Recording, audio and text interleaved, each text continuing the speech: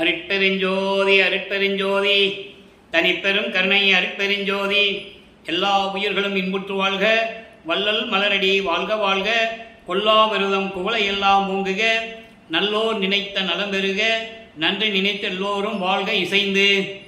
உலக மக்களே, அறிவான அன்பர்களே, ஆண்மநேய ஒருமைப்பாடுடைய அன்பர்களே, நமது பிள்ளை பெருமானவர்களே அருளிய திருவட்பாவிலிருந்து 6ஆம் திருமுறையிலே 107வது பதிகமாகிய ஞானசரியை என்ற பதிகத்திலிருந்து விளக்கங்களை பார்த்து கொண்டிருக்கிறோம். ஞானசரியை மொத்தம் 28 பாடல்களை கொண்டது. இதுவரை 15 பாடல்களுடைய விளக்கங்களை நாம் பார்த்திருக்கிறோம். நான் ஏற்கனவே கூறியது போல ஞானசரியை என்பது சுத்த சன்மார்க்கத்தை தழுவிய பிறகு கிடைக்கக்கூடிய மரணமில்லா பெருவாழ்வை பற்றி குறிப்பிடுவது. இறைவன் எப்படிப்பட்டவர்? ஆதியும் மந்தமில்லா தோன்றிய இறைவன், சுயமாக தோன்றிய இறைவன் அருப்பஞ்சோதி ஆண்டவர் எப்படிப்பட்டவர்? அப்படிப்பட்ட தந்தை, எனது தந்தை இந்த பூலோகத்திற்கு ஒரு தாயின் வழியாக என்னை வருவிக்க செய்து, என்னை சமயங்களிலும் மதங்களிலும் மார்க்கங்களில் ஈடுபட செய்து, அதன் பிறகு இதெல்லாம் தேவையில்லை மகனே, உலக மக்களுக்கு இதெல்லாம் தேவையில்லை, சுத்த சன்மார்க்கம் தான் தேவை என்ற நிலையை உலக மக்களுக்கு சொல்ல வேண்டும் என்ற நிலையில் என்னை வருவிக்க உற்றார். நானும் ஒரு தாயின் வழியாக இந்த பூலோகத்திற்கு வருவிக்க உற்று சமயங்களையும் மதங்களையும் மார்க்கங்களையும் சார்ந்திருந்த போது அதனுடைய நெறிமுறைகளெல்லாம் எப்படி இருந்தன என்பதை நான் தெளிவாக உலக மக்களுக்கு தெரிவித்திருக்கிறேன். அதெல்லாம் தேவையில்லை என்ற நிலையை எனது தந்தை அருப்பெருஞ்சாண்டவர் எனக்கு அறிவுறுத்திய பிறகு, சுத்த சன்மார்க்கத்தை கொடுத்த பிறகு உலக மக்களுக்கு எல்லாம் சுத்த சன்மார்க்கம் தான் தேவை, சுத்த சன்மார்க்கத்தில் இருந்தால்தான் மரணமில்லா பெருவாழ்வை பெற முடியும் என்ற நிலையை இந்த ஞானசரியிலே நமக்கு தெளிவாக அருளி இருக்கிறார்கள். இதற்கு முன்னால் ஒரு சின்ன விளக்கத்தை கொடுக்க நான் கடமைப்பட்டிருக்கிறேன். அதாவது, இந்த பிரபஞ்சம் தோன்றிய காலத்திலிருந்தே தோன்றிய சமயங்களும் மதங்களும் மார்க்கங்களும் அவர்களுடைய தலைவர்களால் உருவாக்கப்பட்டது. அந்த சமயங்களும் மதங்களும் மார்க்கங்களும் அந்தந்த யுகத்திலே இருக்கும்போது இருந்தன. அந்த யுகம் அழியும் போது அந்த யுகத்திலே உருவாக்கப்பட்ட மார்க்கங்கள் அழிந்துவிடும். எடுத்துக்காட்டாக, கிரேத யுகத்திலே தோன்றிய கலங்க மார்க்கம். ஒவ்வொரு யுகத்திற்கும் ஆயுள் காலம் உண்டு. கிரேத யுகத்திற்கு 17,28,000 வருடங்கள் என்பதை நமது பிள்ளை பெருமானவர்கள் தெளிவாக நமக்கு அருளியிருக்கிறார்கள். அப்போது அத்தனை லட்சங்கள் கடந்த அந்த ஆண்டுகள் கடந்த உடனே அந்த யுகம் அழிந்துவிடும். அந்த யுகத்திலே தோன்றிய மார்க்கங்களும் சமய நிலைகளும் அழிந்துவிடும். அதன் பிறகு வேறு யுகம் தோன்றும், திரேத யுகம் தோன்றும். திரேத யுகத்திலே திராவக மார்க்கம். திரேத யுகம் முடிந்தவுடனே, அந்த யுகம் முடிந்தவுடனே அந்த யுகத்தில் தோன்றிய மார்க்கங்களும் சமயங்களும் முடிவடைந்து விடும். அதே போன்று அதேபோல் துவாபர யுகம், நவநீத மார்க்கம். அந்த யுகம் முடிந்தவுடனே அதில் தோன்றிய மார்க்கங்களும் சமயங்களும் முடிந்துவிடும். இப்படி ஒவ்வொரு சமயங்களும் மதங்களும் மார்க்கங்களும் அந்தந்த யுகத்தில் தோன்றும் போது அந்த யுகம் அழியும் போது இதுவும் அழிந்துவிடும். இப்போ நம்ம சதுர்யுகத்தில் இருந்து கொண்டிருக்கிறோம். ஒளியுகம் என்று கூறுவார் பிள்ளை பெருமானவர்கள். இந்த யுகத்திலே, கலியுகம் 1900 ஆண்டுகளிலே முடிவடைந்து விட்டது. இப்போ சுத்த சன்மார்க்க காலத்தில் இருந்து கொண்டிருக்கிறோம். அப்போ இந்த சுத்த சன்மார்க்க காலத்தில் இருக்கின்ற மக்கள் ஒற்றுமையுடனும் சமரசமாகவும் இன்புற்று வாழ வேண்டும் என்பதற்காகவே இறைவன் சுத்த சன்மார்க்கத்தை நிறுவி அவருடைய மகனாகிய என்னிடம் கையில் கொடுத்து இந்த பூலோகத்திற்கு வருவிக்க செய்தார் என்ற நிலையை கூறுவதுதான் ஞானசரியை. ஞானசரியை என்பது மரணமில்லா பெருவாழ்வை பெறுவது. சமயங்கள் மதங்களும் சமயங்களும் மார்க்கமுடைய நெறிகளும் 12 நிலைகளை சார்ந்தது. சரியை, கிரியை, யோகம் என்ற 12 நிலைகளை சார்ந்தது. ஞானசரியை 13வது நிலையிலிருந்து தான் மரணமில்லா பெருவாழ்வு தொடங்குகிறது என்பதை நாம் விரிவாக பார்த்து கொண்டிருக்கிறோம். பாடலை நல்லா கவனிங்க. ஞானசரியை 16வது பாடல். நிந்தையில்லா நெஞ்சகத்தே. இந்த நிந்தையில்லா நெஞ்சகத்தே என்ற வார்த்தைக்கு மட்டும் நிறைய விளக்கங்கள் சொல்ல வேண்டியிருக்கு. நான் சுருக்கமாக சொல்லுகிறேன். முதல்ல பாடலை படிச்சிடலாம், அதுக்கப்புறம் விளக்கத்தை பார்க்கலாம். நிந்தையில்லா நெஞ்சகத்தே நிறைந்த பெரும் தகையை நிலை அனைத்தும் காட்டி அருள் நிலை அளித்த குருவை, எந்தையை, என் தனித்தாயை, என் இரு கண்மணியை, என் உயிரை, என் உணர்வை, என் அறிவுள் அறிவை, சிந்தையிலே தனித்து இனிக்கும் தெல்லமுதை, அனைத்தும் செய்ய வல்ல தனித்தலைமை சிவபதியை, உலகீர், உலக மக்களுக்கு சொல்றார், உலகீர் முந்தை மல இருட்டு ஒளிய முன்னுமினோ கரண முடுக்கு ஒழித்து கடைமரண நடுக்கு ஒழித்து முயன்றே. இது பாடல். இப்போ இந்த பாடலை விளக்கம் பாருங்க, நல்லா கவனிச்சுக்கிட்டே வரணும். இது நூல் விளக்கம் அல்ல. எத்தனையோ பேர் விளக்கங்கள் எழுதியிருக்கலாம். ஆனால் இந்த வள்ளலார் ஊழியனுக்கு, இந்த அடியனுக்கு எனது தந்தை வல்லற்பமானவர்கள் கொடுத்த விளக்கம் வேறு. நிந்தையில்லார் நெஞ்சகத்தே என்பது சுத்த சன்மார்க்க விளக்கம் என்பது கொலையும் புலையும் தவிர்த்தவர்கள், சமய நெறிகளையும் மத நெறிகளையும் மார்க்க நெறிகளையும் பின்பற்றாதவர்கள், சுத்த சன்மார்க்கத்தை சேர்ந்தவர்கள், சுத்த சன்மார்க்கத்தை சேர்ந்த சம்சாரிகள், சுத்த சன்மார்க்கத்தை சேர்ந்த அன்பர்கள், சுத்த சன்மார்க்கத்தை சேர்ந்த என்னை போன்ற சாதுக்கள், இவர்கள்தான் நெஞ்சையில்லா நெஞ்சகத்தை என்று கூறுகிறார். நிந்தையில்லா நெஞ்சகத்தே, நிந்தை இல்லாதது, எந்த பழியும் இல்லாதது, எந்த குற்றமும் குறையும் இல்லாதது, சமய நெறிகளையும் மத நெறிகளையும் மார்க்க நெறியும் சாராத நெஞ்சம், கொலையும் புலையும் தவிர்த்த உள்ளம், சுத்த சன்மார்க்கத்தை பின்பற்றக்கூடிய அந்த உள்ளங்கள், அப்படிப்பட்ட உள்ளங்களிலே பரிபூர்ணமாக விளங்கி கொண்டிருக்கின்ற பெரும் தகையை, பெரும் தகை என்பது அருட்பெருஞ்சோதி ஆண்டவரே, அப்படிப்பட்ட ஆண்டவரை எனக்கு நிலை அனைத்தும் காட்டி, அதுக்கு முன்னால் எனக்குன்ற ஒரு வார்த்தை இருக்கு, அது மறைந்து இருக்கிறது. யாருக்கு அந்த நிலையை காட்டினார்? நிலை அனைத்தும் காட்டி, எனக்கு நிலை அனைத்தும் காட்டி. நிலை என்பது அழியாத நிலைகள். இன்னும் விளக்கமாக சொல்லப்படும் நிறைய சொல்லணும், நான் சுருக்கமாக சொல்கிறேன். ஆன்மாவுடைய நிலை, ஒரு ஜீவனுடைய நிலை, கடவுளுடைய நிலை, அருள் நிலை, இப்படி நிறைய நிலைகள் உண்டு. அப்படி எல்லா நிலைகளையும் எனக்கு காட்டி அருள் நிலை அளித்த குருவை, அருள் நிலை அளித்த குருவை, எல்லா அருள் நிலைகளையும் எனக்கு அளித்த எனது குருவை, இங்கே குருன்னு சொல்லுவார், தந்தைன்னு சொல்லுவார், குருன்னு சொல்லுவார். இந்த குருன்ற வார்த்தைக்கு விளக்கம் ஏற்கனவே நான் அருட்பெருஞ்சோதி ஆண்டவருடைய திருவிளையாடல் என்ற பதிகத்திலே இந்த குரு என்ற வார்த்தைக்கு நான் விளக்கம் கூறியிருக்கிறேன். தனது மகன் இந்த பிரபஞ்சத்தில் யாரையும் குருவாக ஏற்றுக்கொள்ளக்கூடாது. தனது மகன் இந்த உலகியலிலே இந்த உலக படிப்பை, சந்த படிப்பை எந்த பள்ளியிலும் போய் எந்த ஆசிரியரிடம் போய் கற்றுக்கொள்ளக்கூடாது. இது இறைவனுடைய திருவிளையாடல். அதான் இவர் அந்த பள்ளிக்கூடத்தில் போய் படிக்காமல் வந்தது. நல்லா புரிஞ்சுக்கணும் நீங்கள். அப்போ நிலை அளித்த குருவை வல்லப்பமன் யாரையும் குருவாக ஏற்றுக்கொண்டதில்லை. சுத்த சன்மார்க்கத்தில் யார் குரு கிடையாது. எல்லாமே குரு, தந்தை, தாய் எல்லாமே அருட்பெருஞ்சோதி ஆண்டவர். அதன் பிறகு அவருடைய மகன் வல்லப்பமானவர்கள். என் எந்தையை, எனது தந்தையை, என் தனி தாயை. ஏன் தனி தாயின்னு சொன்னார்? நல்லா புரிஞ்சுக்கணும் நீங்கள். தனி தாய் என்று சொல்கிறார். ஆன்ற சன்மார்க்கம் அணிபெற என்னைத்தான் ஈன்று அமுது அளித்த இனிய நற்றாயே, தனி தாய். நீயே என் தந்தை அருளுடையாய், என்னை நேர்ந்து பெற்ற தாயே என்று கூறுவார். தாயும் தந்தையுமாக விளங்கிக் கொண்டிருக்கிறவர் அருட்பெருஞ்சோதி ஆண்டவர். தனது மகனை தன்னுடைய அருளாற்றலால் ஒரு ஆண் மகனை பெற்றெடுத்து அவருக்கு செல்வப்பிள்ளை என்று பெயரிட்டு சுத்த சிவஞான வெளியிலே வளர்த்து கொண்டிருக்கிறார் அருட்பெருஞ்சோதி ஆண்டவர். இந்த உண்மைகளெல்லாம் திருவற்பாவில் இருக்கிறது. மக்களிடம் யாரும் சொல்லவில்லை.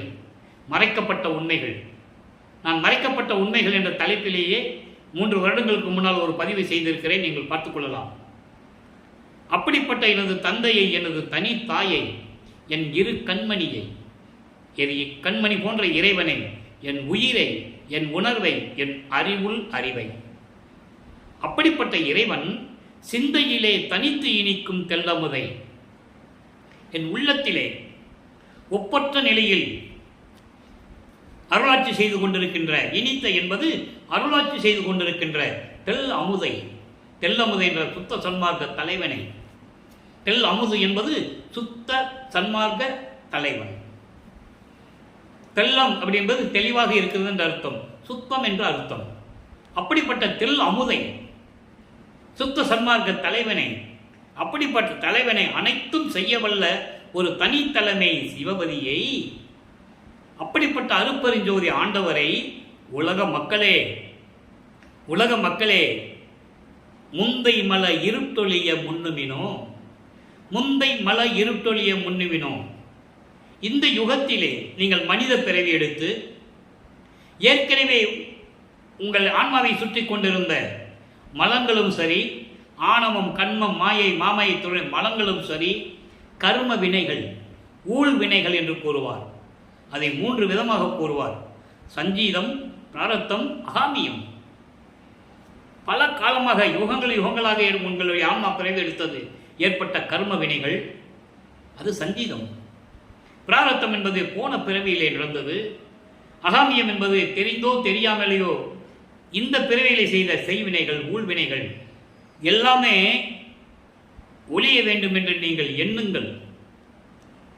முன்னுமினோ. ஆக உலக மக்களே, உங்களுடைய கர்ம வினைகள், ஆணவம், கண்மம், மாயை, மாமாயை துறை போன்ற மாயைகள், மயக்கங்கள், உலக விடயங்கள் ஒட்டு மொத்தமாக நீங்கள் சொல்லலாம். இதெல்லாம் உங்களை விட்டு போக வேண்டும் என்று நீங்கள் எண்ணுங்கள். அப்போ இதையெல்லாம் நீக்க வேண்டும் என்று நீங்கள் எண்ணினால் எங்கே இருக்கணும்? சுத்த சன்மார்க்கத்தில் இருக்க வேண்டும். அதுதான் சொல்ல வர. உலக மக்களை முந்தமல இருட்டு ஒழிய. இருட்டு என்பது அறியாமை, இருள் சூழ்ந்தது. இதெல்லாம் ஒழிய வேண்டும் என்று நீங்கள் எண்ணுங்கள். அப்படி இருக்கும்போது நீங்கள் சுத்த சன்மார்க்கத்தில் இருக்க வேண்டும். அடுத்து சொல்றார் பாருங்க, கரணம் முடுக்கு ஒழித்து. கரணம் என்பது இந்த உடல் சம்பந்தப்பட்டது. கரணம் முடுக்கு என்பது உடல் உபாதைகள். உடல் உபாதைகள் என்பது உடல் அவஸ்தைகள். உடல் அவஸ்தைகள் என்பது ஐம்பொறிகள் சம்பந்தப்பட்டது. கண், காது, மூக்கு, வாய், மெய், ஐம்புலன்களை சம்பந்தப்பட்டது. ஒளி, சுவை, உணர்வு, நாற்றம் என்பது மனம். இது சம்பந்தப்பட்டது. இதனால் ஏற்படக்கூடிய தீமைகள், துயரங்கள், துன்பங்கள், பழி சொற்கள் இவையெல்லாம் நீங்க வேண்டும் அல்லவா? இதெல்லாம் நீங்க வேண்டும். அதையும் ஒழித்து கடை மரண நடுக்கு ஒழித்து. கடை மரண நடுக்கு என்பது கொடிய மரண பயம். அந்த மரண நடுக்கம், மரணத்தை நினைத்தாலே ஒரு நடுக்கம், பயம் வருகிறது அல்லவா? அதையும் ஒழிக்க வேண்டும். மரண பயத்தை நீக்க வேண்டும். அதை தான் ஜீவகான ஒழுக்கத்திலே வைத்தாரு. பயம் என்ற வார்த்தையை வைத்தார் ஜீவகானிய ஒழுக்கத்தில்.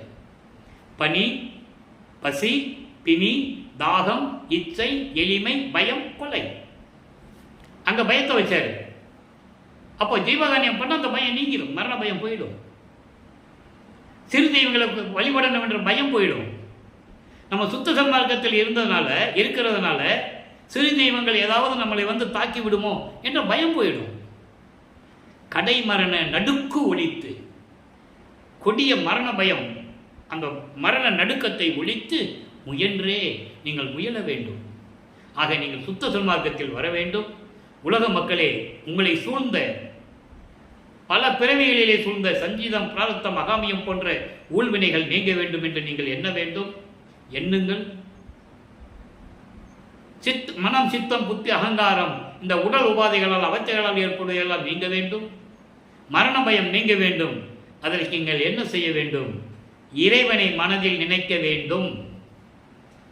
அதாவது அனைத்தும் செய்யவல்ல தனித்தலைமை சிவபதியை, அனைத்தும் செய்யவல்ல, இந்த பிரபஞ்சத்தை இயக்கிக் கொண்டிருக்கின்ற, எல்லார்களையும் பெற்றுக் கொண்டிருக்கின்ற, ஆதியம் அந்தமில்லா தோன்றிய இறைவன், சுயமாக தோன்றிய இறைவன், சமயங்களையும் மதங்களையும் மார்க்கங்களையும் சாராத இறைவன். அப்படிப்பட்ட இறைவனை நம் மனதில் நினைத்து கொண்டால் இதெல்லாம் நீங்கிவிடும். எனவே உலக மக்களே, நீங்களாம் சன்மார்க்கத்துக்கு வாருங்கள், மரணமில்லா பெருவாழ்வை பெற்றுக்கொள்ளுங்கள் என்று உலக மக்களை அழைக்கிறார் வல்லற்பமானவர்கள். ஏன் இங்கே சமயங்களையும் மதங்களையும் மார்க்கங்களையும் அந்த நெறிகளை பின்பற்றாத உள்ளம் கொண்டவர்கள் ஏன் சொல்றாரு? அதை புரிஞ்சுக்கணும்.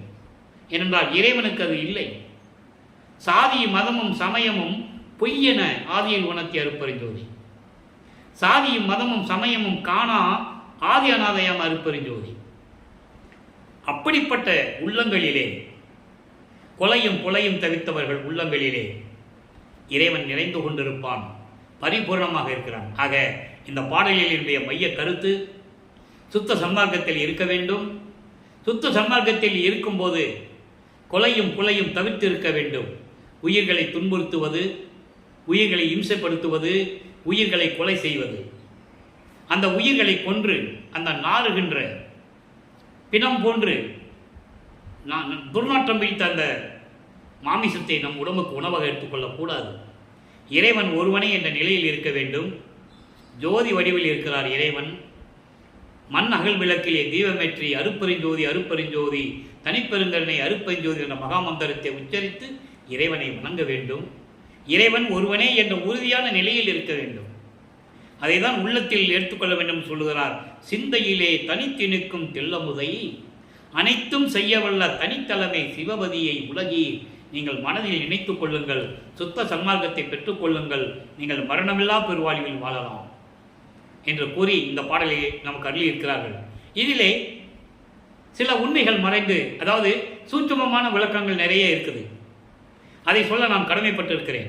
நான் ஏற்கனவே கூறியது போல ஞானசரியை பாடலுடைய விளக்கம் மட்டும் கூறுவது நமது நோக்கமல்ல. அந்த பாடலிலே கூறப்பட்ட உண்மைகள் அது உலக மக்களுக்கு தெளிவாக சொல்லணும். நிலை அனைத்தும் காட்டி அருள்நிலை அளித்த குருவேன்னு சொல்றாரு. அதுக்கான விளக்கம் சொல்லணும். அப்பதான் மக்களுக்கு புரியும் எந்தெந்த நிலைகள், எப்படிப்பட்ட நிலைகள்னு அவருக்கு தெரியணும். உலக மக்களுக்கு சுத்த சிவநிலை என்ற ஒரு பதிகம் 106வது பதிகத்திலே 12வது பாடல். நல்ல கவனிங்க.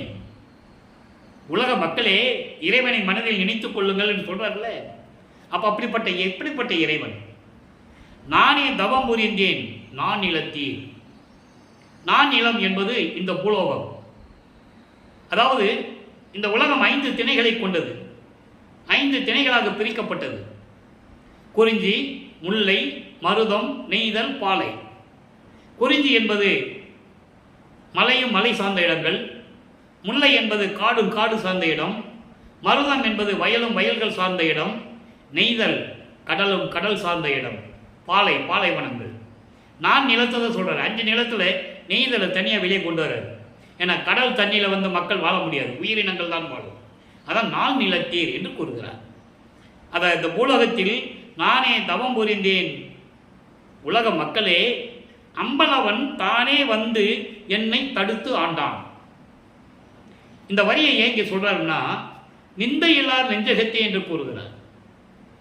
நிந்தையில்லார் நெஞ்சகத்தே நிறைந்த பெருந்தகையே. அப்ப நிந்தையில்லார் நெஞ்சகம் உடையவர்கள் யார்? அதை இங்கே கூறுகிறார். தன்னை முன்னிறுத்தி கூறுகிறார்.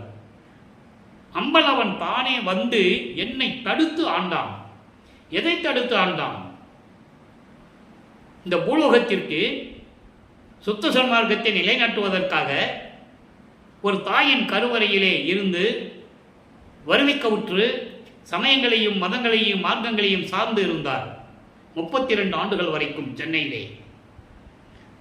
அதை தடுத்து சமயங்களையும் மதங்களையும் மார்க்கங்களையும் விட்டுட்டு வெளியே வா மகனே என்று தடுத்து என்னை ஆட்கொண்டான். சுத்த சன்மார்க்கத்தை கொடுத்து என்னை ஆட்கொண்டான். ஊனே புகுந்தான், உடம்பிலே புகுந்தான், உள்ளம் புகுந்தான், உயிரில் புகுந்தான். கருணை புரிந்து சுத்த சன்மார்க்கத்தை கொடுத்ததனால், நான் பெற்றதனால் இறைவன் என்னோடு கலந்து விட்டான் என்று கூறுகிறார். இதே ஒரு நிலையை 91வது பதிகம் அனுபவ சித்தி, அதிலே 8வது பாடல். அனுபவ சித்தி என்பதே ஒரு அற்புதமான ஒரு பதிகம். தான் பெற்ற அனுபவங்களை, தான் பெற்ற அருள் நிலைகளை, இறைவனிடமிருந்து தான் பெற்ற அருள் நிலைகளை, அந்த சித்திகளை இங்கே நான் ஏற்கனவே சித்திக்கு விளக்கம் கொடுத்திருக்கிறேன். சித்தி என்பது மாயாஜால விளையாட்டல்ல, சித்து விளையாட்டல்ல. சித்திகள் என்பது இறைவனுடைய அருளை பெற்ற கொண்டது, அருள் நிலைகள். அதான் இங்கே சொல்றாரு, அருள் நிலை அளித்த குருவை. அதுக்கு விளக்கம் தர வேண்டும் அல்லவா? அதான் சொல்றாரு பாருங்க. நான் செய்த புண்ணியம் யார் செய்தனர் இந்த நானிலத்தே.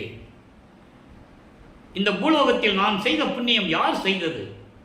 யாருமே இல்லை. எற்றை அடியேன் செய்த தவம் யாரே புரிந்தார் என்று கூறுவார்.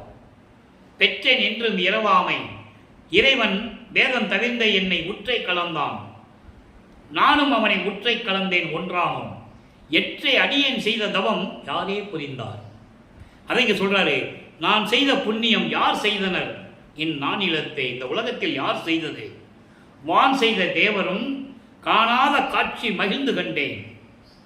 அருள்நிலை அளித்த குருவை என்று சொல்லுகிறார். எந்த அருள்நிலை? வான் செய்த தேவரும் காணா காட்சி மகிழ்ந்து கண்டேன். விண்ணுலகத்தில் இருந்த தேவர்களும் சரி, அதாவது தேவர்கள் என்றால் பிரம்மன், திருமால், ருத்திரன், மகேஸ்வரன், சதாசிவம் போன்ற பதத்தலைவர்கள், இறைவனுடைய திருவடிகளால் உருவாக்கப்பட்டவர்கள், பதத்தலைவர்கள், 5 தொழில்களையும் செய்து கொண்டிருந்தவர்கள். இப்போ வல்லற்பமான் செய்து கொண்டிருக்கிறார். 30/1/1874 இரவு 12 மணியிலிருந்து இந்த பிரபஞ்சத்தை 5 தொழில்களையும் செய்து கொண்டு இயக்கிக் கொண்டிருப்பவர் வல்லற்பமான் என்பதை நான் பதிவு செய்ய கடமைப்பட்டிருக்கிறேன். ஆக இந்த நிலையில் அப்படிப்பட்ட பதத்தலைவர்கள் பதவிகளை இழந்து இறைவனுடைய திருவடிகளை இருந்து கொண்டிருக்கிறார்கள். தேவர் கூட்டத்தை சேர்ந்த 18 கூட்ட தலைவர்கள், நாகாதிபன் இந்திரன், இவர்கள் எல்லாரும் காணாத காட்சியெல்லாம் எனக்கு காட்டியதனால் நான் மகிழ்ந்தேன், மகிழ்ந்து கண்டேன். எனக்கு என் தந்தை எல்லாம் காட்டினார், யாரும் பார்க்கவில்லை. ஏன்? இறைவனுடைய முடியையும் அடியையும் யாரும் இன்னும் பார்க்கவில்லை. அதுக்கான விளக்கங்கள் நம்ம நிறைய பார்த்துருக்கோம். அருப்பஞ்சாண்டுடைய திருவிளையாடல் பதிகத்தில் நிறைய இடத்துல நம்ம அந்த விளக்கங்களை பார்த்துருக்கோம். அடிய முடியும் பார்க்க முடியாம மெஞ்ஞானம் இல்லை என்று கூறுகிறார். அவர்களுக்கு ஞானம் தான் இருந்தது, மெஞ்ஞானம் இல்லை. மெஞ்ஞானம் இருந்திருந்தால் இருந்த இடத்திலேயே பார்த்துக் கொள்ளலாம். அப்படிப்பட்ட மெஞ்ஞானம் உடையவன் இந்த பிரபஞ்சத்திலே என் தந்தைக்கு அப்புறம் நான் தான் ஒருவன் தான் என்று கூறுகிறார். அப்புறம் வான் செய்த தேவரும் காணாத காட்சியெல்லாம் மகிழ்ந்து கண்டேன் சொல்லிட்டாரா? அடுத்து பாருங்க, ஊன் செய்த மெய்யும் உயிரும் உணர்வும் ஒளிமயமாக கோன் செய்யவே பெற்றுக்கொண்டேன். உண்டேன் அருள் கோன் அமுதே. அருள்நிலை எப்படி பெற்றார் சொல்றாரு இல்லையா? ஞானசேகரன் சொல்றாரு, அருள்நிலை அளித்த குருவை. அந்த வரிக்கு விளக்கம் சொல்லணும். சும்மா பொத்தாம் போக்கில் போகும்போது சொல்லிட்டு போயிடக்கூடாது. அருள்நிலை அளித்த குருன்னு சொல்லிட்டாருன்னு சொல்லிட்டு போயிட முடியாது. இறைவனுடைய விளக்கம் பெற்றவன் நான் சொல்லிட்டு போக முடியாது. அதுக்கு விளக்கம் கொடுத்து தான் ஆகணும். அதான் சொல்றாரு, ஊன் செய்த மெய் என்பது இந்த எலும்புகளாலும் தசைகளாலும் நரம்புகளாலும் சூழப்பட்ட இந்த உடம்பை, மெய் என்றால் உடம்பு. அப்போ இந்த எலும்புகளாலும் சதைகளாலும் நரம்புகளாலும் செய்யப்பட்ட இந்த உடம்பு, உயிர், என்னுடைய உணர்வு, இது எல்லாமே ஒளிமயமா கோன் செய்யவே பெற்றுக்கொண்டேன். ஒளி தேகத்தை கொடுத்து விட்டால் நான் பெற்றுக்கொண்டேன். அது அருள்நிலை அளித்த குரு. ஞானசேகரன் அந்த வரைக்கும் இந்த விளக்கம். ஆக இறைவன் எல்லாவற்றையும் கொடுத்து ஒளிமயமாக்கி என்னை பெற்றுக்கொண்டேன், முத்தேகத்தை பெற்றுக்கொண்டேன். சுத்த தேகம், புரோண தேகம், ஞான தேகம். சுத்த தேகம் என்பது பர அறிவு, புரோண தேகம் என்பது பரம்பரை அறிவு, ஞான தேகம் என்பது பராபர அறிவு. சுத்த தேகம் என்பது பரவெளி, புரோண தேகம் பரம்பரை வெளி, ஞான தேகம் பராபர வெளி. இப்படி நிறைய விளக்கங்கள் உண்டு. அதான் ஒளிமயமாக பெற்றுக்கொண்டேன், இறைவன் கொடுக்க நான் பெற்றுக்கொண்டேன் சொல்லிட்டு சொல்றாரு, உண்டேன் அருள் கோன் அமுது. கோன் அரசன், என்னுடைய அரசன், என்னுடைய தந்தை அருட்பெருஞ்சோதியாருடைய அருள் அமுதை நான் உண்டேன். ஆக வல்லப்பமானவர்கள் அருள் அமுது உண்டவர், மதிய மண்டலத்து அமுதம் உண்டவர். பசி அவருக்கு கிடையவே கிடையாது. பசி என்று அவர் உணர்வு நினைத்தாலே உச்சந்தலிலிருந்து உள்நாக்கு வழியாக அமுதம் சுரக்கும். இது இப்ப பெற்றதல்ல, கருவறையிலேயே பெற்றுக்கொண்டவர் இவர். ஒரு தாயின் கருவறையிலே இருக்கும்போது தெளிவா சொல்லுவார், உபசாரத்தால் பெற்ற தந்தை என்பான் ஒருத்தினுடைய சுக்கில பையிலிருந்து நான் வெளிப்பட்டு உபசாரத்தால் பெற்ற தாய் என்பால் ஒருத்தியின் கருவறையிலே சேர்ந்த பிறகு, நான் பிண்ட வடிவம் உருவான பிறகு எனக்கு பசி என்று தோன்றும் போது தந்தையை பசிக்கிறதே என்று கூறும்போது என் தந்தை அருளமுதம் ஊட்டினார் என்று கூறுவார். நல்லா புரிஞ்சுக்கணும். ஒரு தாயின் கருவறையிலே இருக்கும்போது அருளமுதம் உண்டவர். பின்னாளில் அவர் சமயங்களிலும் மதங்களிலும் மார்க்கங்களிலும் இருக்கும்போது அவர் உண்ட உணவெல்லாம் அமுதமாயிற்று சொல்லுவார். முன்னாளில் நான் உண்ட உணவெல்லாம் அமுதமாயிற்று என்று சொல்லுவார். மற்றவங்களுக்கு சாப்பிட்ற மாதிரி தெரியும், இவருக்கே சாப்பிட்ற மாதிரி தெரியும். உணவு உள்ள போகாது. இறைவனுடைய மகன், எப்படி உணவு உள்ள போகும்? அதங்க சொல்றாரு, உண்டேன் அருள் கோலமுதே. அப்படி ஒரு தாயின் கருவறையில் இருக்கும்போது அருளமுதம் உண்டவர். இப்படி நிலையில் இருந்தவர், அருள் நிலையை கொண்டவர் நமது வல்லப்பமானவர்கள். இப்போ இந்த ஞானசீர் விளக்கத்தை பார்த்துட்டோம். இப்போ வல்லப்பமானவர்கள் மெட்டுக்குப்பத்தில் இருக்கிறாரு. அருப்பெருஞ்சோதியுடைய திருவிளையாடலை பார்த்துட்டு வரும்போது இவர் 48 ஆண்டுகள் வரைக்கும், இறைவனுடைய திருவிளையாடல் 51 ஆண்டுகள் நடக்குது. 48 ஆண்டுகள் வரைக்கும் என்ன நடந்தது என்பதை நாம் ஏற்கனவே அருப்பெருஞ்சோதி ஆண்டவருடைய திருவிளையாடல் என்ற பதிகத்திலே 350 எபிசோடு போட்டிருக்கோம். அதை நீங்கள் பார்த்தா தெரிஞ்சுக்கலாம். இப்போ வல்லற்பமானவர்கள் மேட்டுக்குப்பத்தில் இருக்கும்போது என்ன நடந்துகிட்டு இருக்குங்கிறது தான் இப்போ நம்ம பார்த்துக்கிட்டு இருக்கோம். அங்கேருந்து சபையை கட்டுனதெல்லாம் பார்த்துட்டோம். அங்கே இருக்கும்போது இப்போ ஞானசரியை உருவாகுது. இனிமே அகவல் எப்படி எழுதினார், எந்த தேதியில் எழுதினார் பார்த்தோம். இனிமே பேர் உபதேசம் கொடி கட்டணும், பேர் உபதேசம் பண்ணணும். அதுக்கப்புறம் அருப்பெருஞ்சாண்டவர் அந்த மகனோட 2.5 கலந்துக்கணும். இந்த நிகழ்ச்சியெல்லாம் நம்ம பின்னால் பார்க்க போகிறோம். ஞானசரி பாடலுடைய விளக்கத்தை பார்த்த பிறகு அந்த நிகழ்ச்சிகள், அந்த விளக்கங்கள் உங்களுக்கு கிடைக்கும். ஆக இன்று பார்த்த ஞானசரியை விளக்கம் உங்களுக்கு புரிந்திருக்கும் என்று நான் கருதுகிறேன். எனவே மக்களே, அன்பர்களே, எல்லாரும் சுத்த சன்மார்க்கத்தில் இணைந்து அருப்பெருஞ்சோதி ஆண்டவரை வணங்கி, ஜோதி வடிவில் இருக்கிறார் அவரை வணங்கி, கொலையும் புலையும் தவிர்த்து இறைவனுடைய அருள்களையெல்லாம் பெற்றுக்கொண்டு, செல்வங்களையெல்லாம் பெற்றுக்கொண்டு நீங்கள் நோயற்ற வாழ்வில் வாழ வேண்டும். மரணமில்லா பெருவாழ்வில் நீங்கள் இருக்க வேண்டும். அருப்பெருஞ்சோதி அருப்பெருஞ்சோதி தனிப்பெருங்கண்ணை அருப்பெருஞ்சோதி என்ற மகாமந்திரத்தை உச்சரித்து இறைவனை வணங்கி எல்லாவற்றையும் பெற்றுக்கொண்டு நீங்கள் வாழ்க வாழ்க என்று இறைவனுடைய தயவோடையும் கருணையோடையும் இந்த வள்ளலார் ஊழியன் வாழ்த்தி விடைபெறுகிறேன். நன்றி, வணக்கம். அருட்பெருஞ்சோதி அருட்பெருஞ்சோதி தனிப்பெருங்கருணை அருட்பெருஞ்சோதி. நாளையும் ஞானசரிய விளக்கம் கிடைக்கும். கண்டு மகிழ்ந்து இறைவன் அருளை பெற்றுக்கொள்ளுங்கள்.